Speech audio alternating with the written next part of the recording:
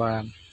មកបងប្អូនណាបាទសួររកប្រភេទហើមកបងប្អូនណាបាទ95ពណ៌ទឹកមាសបងប្អូនណាបាទយើងទុំរៀបចំបាទទុំកាត់បាន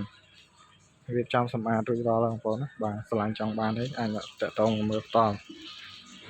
បាទមានគេហើយបងប្អូនណាឯកសារគ្រប់បាទ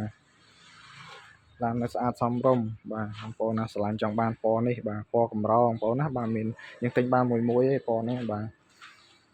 បងប្អូនអាចមើលបានបងប្អូននៅខាងក្នុងតិចខ្ញុំមកមើលក្នុងបាទក្នុងស្អាតបងប្អូនអើយបាទបងប្អូនអាចមើលបានបាទមើលអាវទ្វារបាទសាច់ខាងក្នុងបងប្អូនណាបាទក្នុងលឿង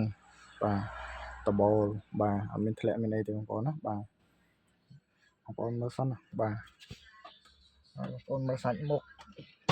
បាទមើលក្រោយ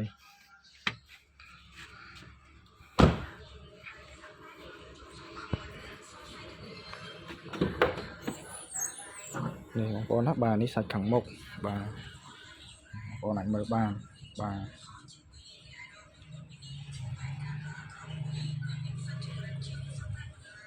ខាងមុខបានប៉ុណ្ណឹងបងប្អូនណាបាទ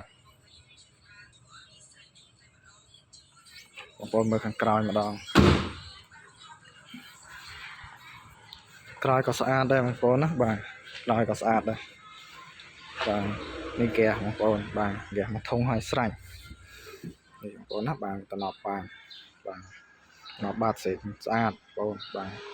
កប៉ៅអីអត់មានច្រេះមានពុកទេបងប្អូនណាបាទខាងនេះបាទនេះ